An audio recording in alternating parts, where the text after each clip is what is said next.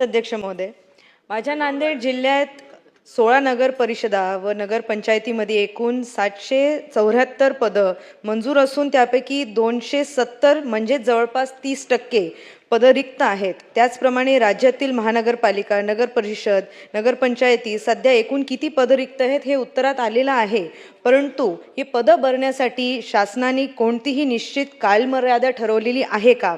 तसंच सदर रिक्त पदं भरण्यासाठी स्थानिक बेरोजगार युवकांना प्राधान्य देण्याबाबत शासनाची काही ठोस धोरणात्मक तरतूद आहे का? असल्यास त्या स्वरूपात काय आहे? आणि कर्मचारी अभावामुळे नगर विकासांची संबंधित कामं विलंबित होत आहेत असल्याचे पार्श्वभूमीवर शासनाने सर्व रिक्त पदं भरण्यासाठी तातडीने विशेष भरती मोहीम राबवण्याचा विचार केला आहे का? असल्यास त्याबाबत काय माहिती मिळेल? धन्यवाद। अध्यक्ष महोदय, आपण 2023 मध्ये एकूण 1782 पदांकरता जाहिरात प्रसिद्ध केली आणि अध्यक्ष महोदय त्याच्यामध्ये 964 संवर्ग कर्मचाऱ्यांना हे आपण रुजू करून घेतलेत।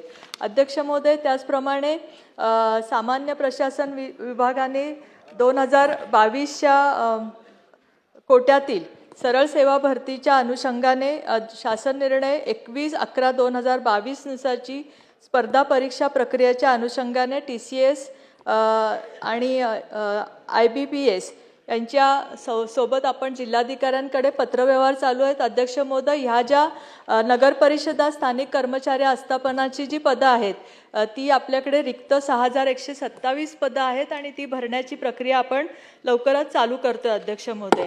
त्याचप्रमाणे अध्यक्ष महोदय, ज्या 20 महानगरपालिकांमध्ये आपण पदभरतीची प्रक्रिया चालू केली असून अध्यक्ष महोदय उर्वरित महानगरपालिकांमध्ये पण ही प्रक्रिया आत्ता तरी प्रस्तावित आहे अध्यक्ष महोदय। आणि जसं मी सांगितलं की जे पण स्थानिक स्वराज्य संस्थातली जी रिक्त पदे आहेत त्याची कारवाई तर आपण आता भरण्याची करतोय अध्यक्ष महोदय, पण नगरपालिका महानगरपालिका ह्याच्या कामकाजावर त्याचा काही परिणाम होऊ नये म्हणून त्याची अन्य अधिकाऱ्यांकडे त्याचं काम सोपवून किंवा आवश्यकतेनुसार आपण तात्पुरत्या स्वरूपात बाह्य यंत्रणेकडनं ही कामं करून घेतोय अध्यक्ष महोदय। त्यामुळे कुठल्याही पद्धतीत महानगरपालिकेच्या कामावर ह्याचा परिणाम होणार नाही।